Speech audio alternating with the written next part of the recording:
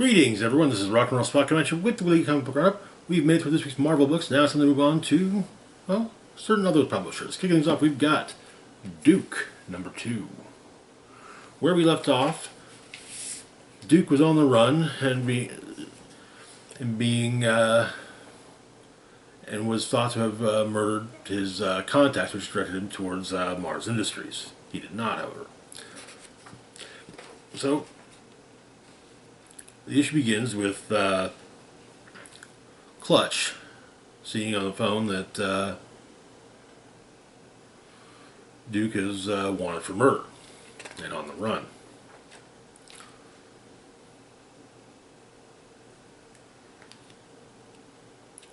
Clutch runs a junkyard, but Duke shows up. Though Duke's arrival and Clutch's reaction awakes the young woman that stayed the previous night with Clutch, whose name he can't remember.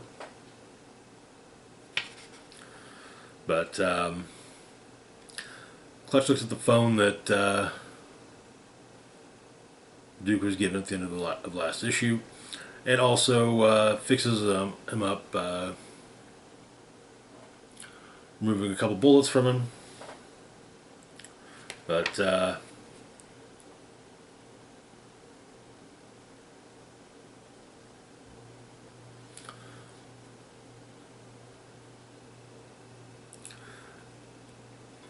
phone isn't so much a phone, but it does have a hologram of a globular map of the planet, and it seems there's a location set up for pinged in what seems to be I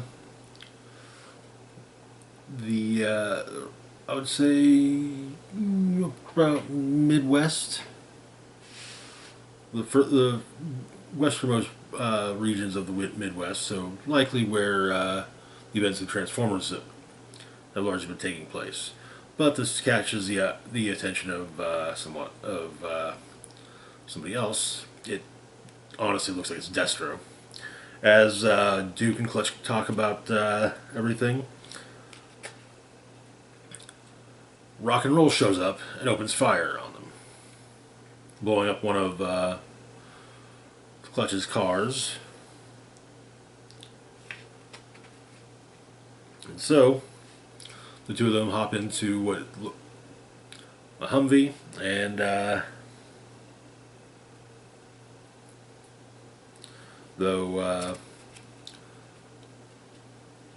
so Rock and Roll sends some drones after them, which herd them towards a stalker. Duke and Stalker go hand to hand, though Stalker takes him out with a quick kick to the face. Said that the move was taught to him by an old friend. I've seen an article. I've seen at least one article online stating that the old friend might be Snake Eyes. But Duke and Clutch are brought in and taken to the pit. Which, fun fact, while in the Arizona universe, it seems that the pit is has been converted into an underground prison. In original G.I. Joe continuity, the pit was the Joe's underground base. The first live-action G.I. Joe movie actually had their base in being underground and referred to as the pit. So, yeah. However, one of the other prisoners states that herself and Duke have common goals. They both want freedom. Perhaps they can work out some kind of arrangement.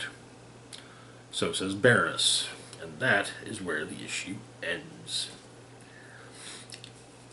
Good issue, keeping the tension up. I imagine that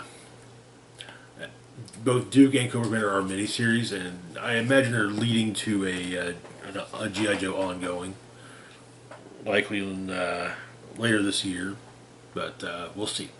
Moving on, though, to our next book, we've got Amazon's Attack #4.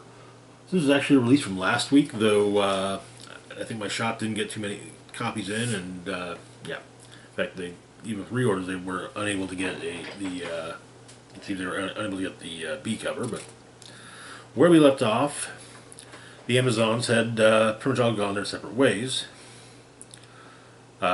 seeking out leads. Yara Flor was going after investigating the asylum painted all over their homeland.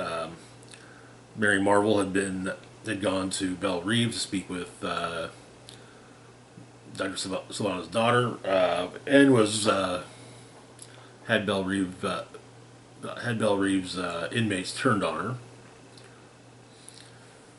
Meanwhile, Nubia and oh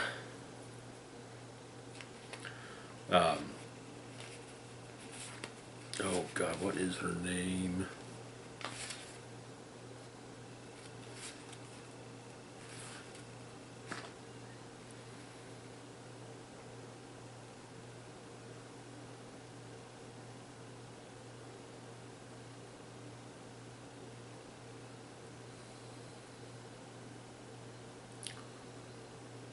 The leader of the Bana Migdal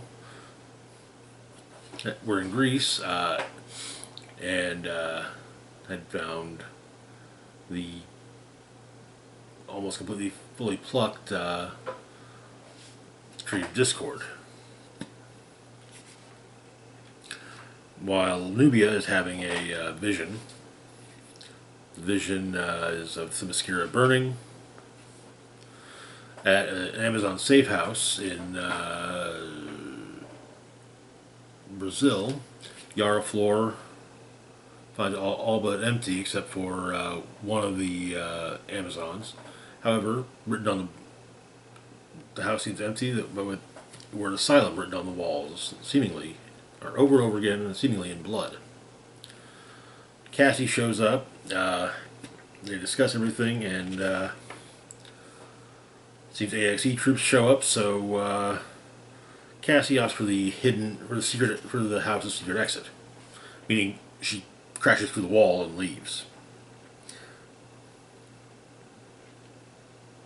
But they hear that there's Amazon activity at Belle Rev, so that's where they head. At Belle Rev, Mary's on the run from Count Vertigo and a couple of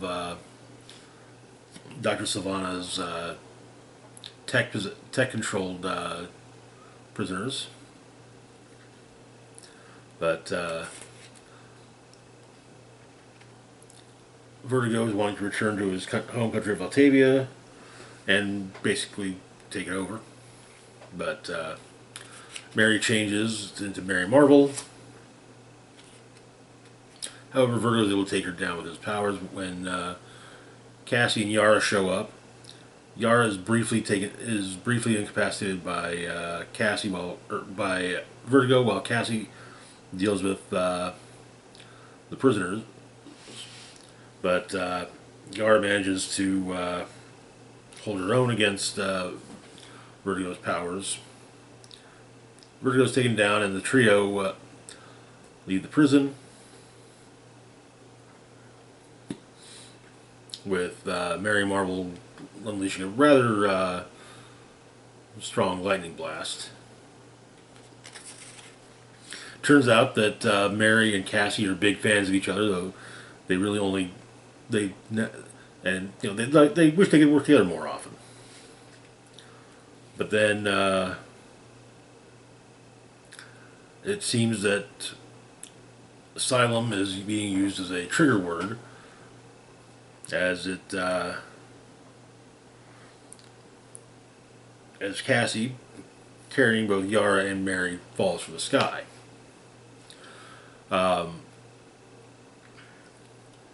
Nubia's vision shows Heracles and his men coming after Themyscira, and Hippolyta addressing a cloaked figure. Nubia knows who it is, but the writers are keeping that as a surprise for next issue.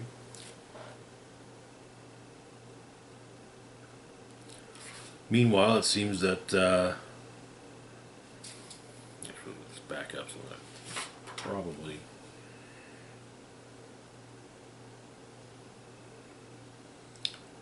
Faruka. That's the leader of the Bottom Migdal. Faruka and Hoppy are at the Garden of Hesperides, Orchard of the Golden Apples, where it seems that Goddess Eris is dead, apparently with the Spear of Ishtar rammed through her. Faruka starts to believe that the Amazons have betrayed their Misc, but Hoppy points out that they're not alone as Peacemaker and members of the AXE show up to apprehend Faruka. And they have Nubia, whom Peacemaker is threatens to end in the name of peace. And that is where the issue ends. So, who is the traitor? Then the reason that Faruka becomes states as a traitor in the midst of the Amazons is that the Spear of Ishtar was taken from the armory of the Bottom Migdal, and apparently fairly recently. Moving on, though, to our next book, we've got Alan Scott, Green Lantern number 4. Where we left off, the Golden Age Green Lantern came face to face with the Golden Age Red Lantern. So we get the Red Lantern's. We saw part of the Red Lantern's origin in the beginning of the series, but apparently John Ladd was actually a Soviet spy, son of a soldier from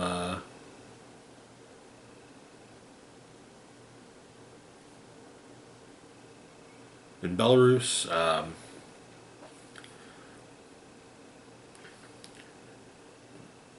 Got to know, entered into some of a relationship with a political officer and became a spy.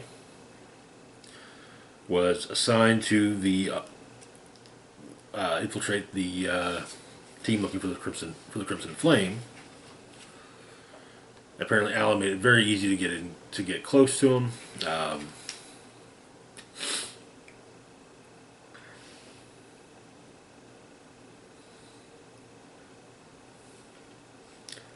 And eventually, Vlad, not John Ladd, was found by Soviet scientists. He was basically thoroughly examined, practically dissected. The intention being to have Vlad be the first of the first Russian super soldier, with more following him. However, when the Green Lantern appeared, that changed everything.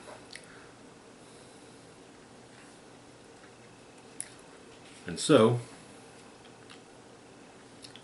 which brings us up to speed.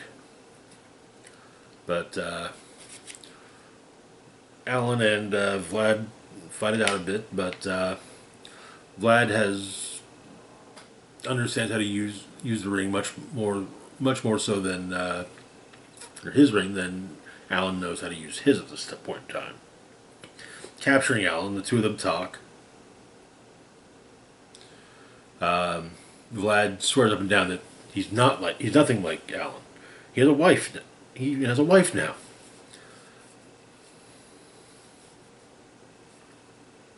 And Alan asks if she knows he's a spy. But they talk a bit. Apparently, Alan bought a house that him and John spent a good deal of time in, even fixing the front, replacing the front step. They let themselves start to get close, and Alan manages to knock out or punch Vlad. Give him a pretty decent right hook.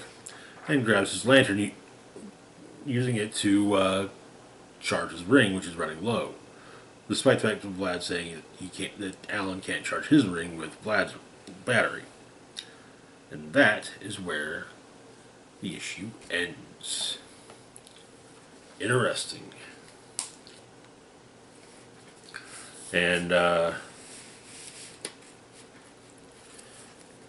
we already know that apparently Vlad ends up having a daughter, as the most recent issue of JSA has shown Alan attempting to recruit her with at the behest of Huntress, though he does think it's a bad idea. You can see why. I think it's more that he's reminded of Vlad than any other reason. Moving on, though, to our last book for the moment, we have the Trinity Special. So, last few months in Wonder Woman, we've had backup stories focusing on Trinity, usually alongside Batman and Superman, Damian Wayne and John Kent. Basically setting up a next generation Trinity for the next generation. So this issue reprints the backup stories, including Damian and Lizzie going after taking on Killer Croc.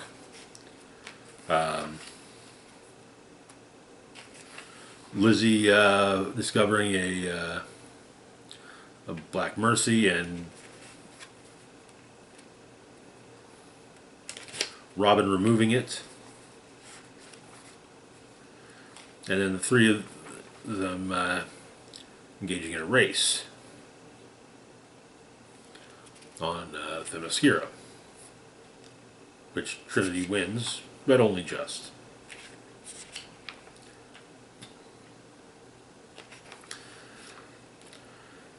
Then we have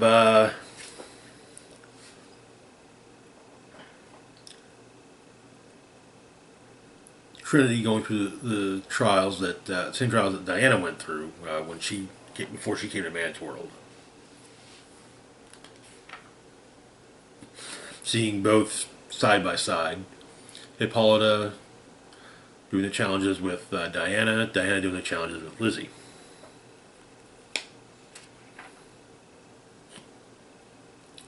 But and Diana punching Hippolyta and Lizzie punching Diana.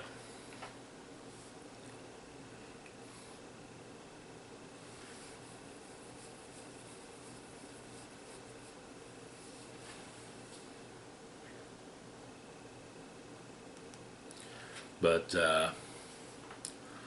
part of her challenges John and Damian are there for. 3 challenges. 3 trials. Pain, skill, and honor.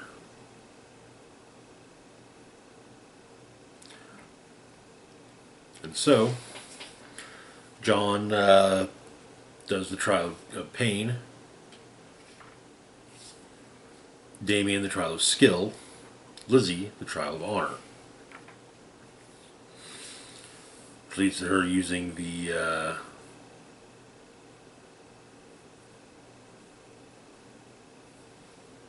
what seems to be the lasso of lies to take down her mother, though it's an illusion from within the cave they're in. After all, she will never disappoint her mother. Later, Lizzie goes to speak to the Sovereign,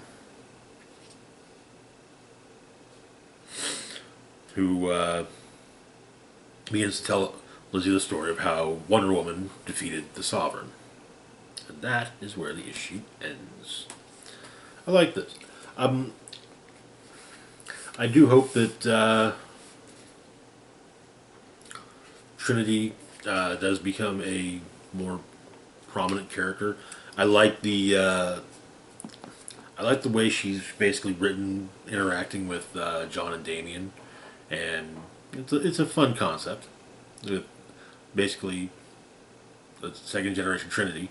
It should be noted that in some of the stories with further into the future, Damien has taken on the mantle of the Bat, wearing the Batman costume we've generally been seeing for close to 20 years now. For Damien would end up wearing. Anyways, that's going to do it for now. As always, feel free to like, share, and subscribe. Links to my Facebook, Twitter, Blue Sky, Mastodon, Patreon, and PayPal can be found in the description box down below. This is Rock and Roll Spock signing off saying, live long and rock hard.